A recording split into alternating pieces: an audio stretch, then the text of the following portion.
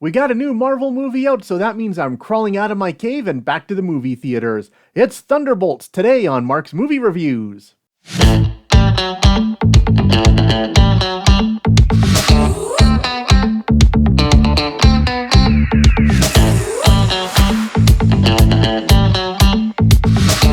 Good afternoon, ladies and gentlemen. Your old pal Mark Cappis here with another installment of Mark's Movie Reviews.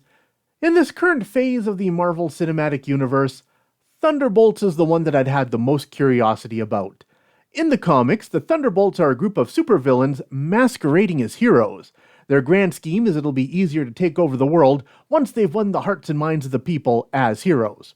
Great concept. When they first announced this one a couple of years ago and rolled out the cast, I just got a bit of a Suicide Squad in the MCU vibe to it. A group of B-list heroes and villains banding together as a team? I was unsure. But if there's one thing Marvel has been good at, it's taking these B-listers and giving them great movies. Would Thunderbolts be another success story?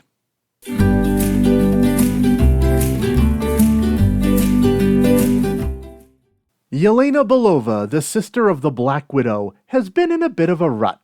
She still hasn't properly grieved for her sister, and in her day job as a Black Ops assassin, she finds herself just going through the motions.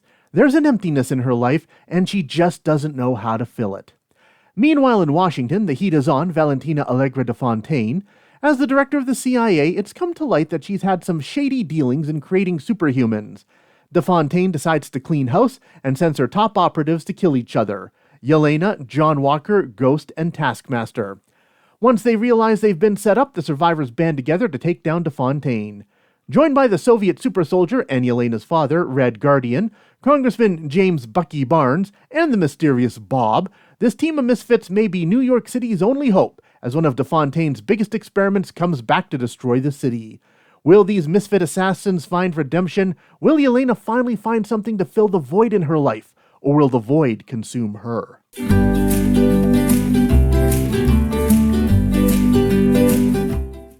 Florence Pugh really is the star here as Yelena. She's just so good and does a phenomenal job bringing Yelena's tortured soul to life.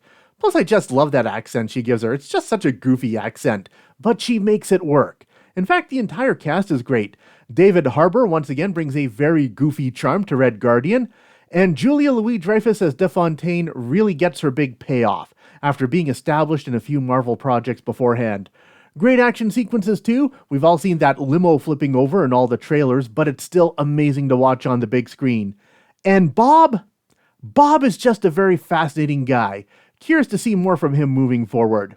And it's got a pretty good climax too. We finally managed to take a step back from gigantic CGI slugfests and have a smaller, more intimate final battle.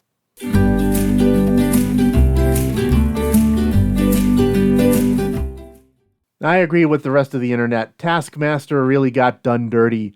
Ghost gets short shrift. Would have liked to see more of her and more of her story and what she's been up to since we saw her in Ant-Man and the Wasp. And I'll have to go back and rewatch Falcon and Winter Soldier.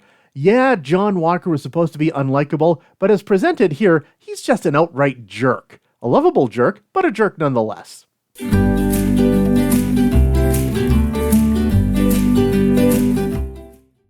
A pretty solid entry in the MCU. As underdog super teams go, it wasn't quite the revelation like the first Guardians of the Galaxy was, but it was still very entertaining and dared to try some new things. 3 out of 4 nibs.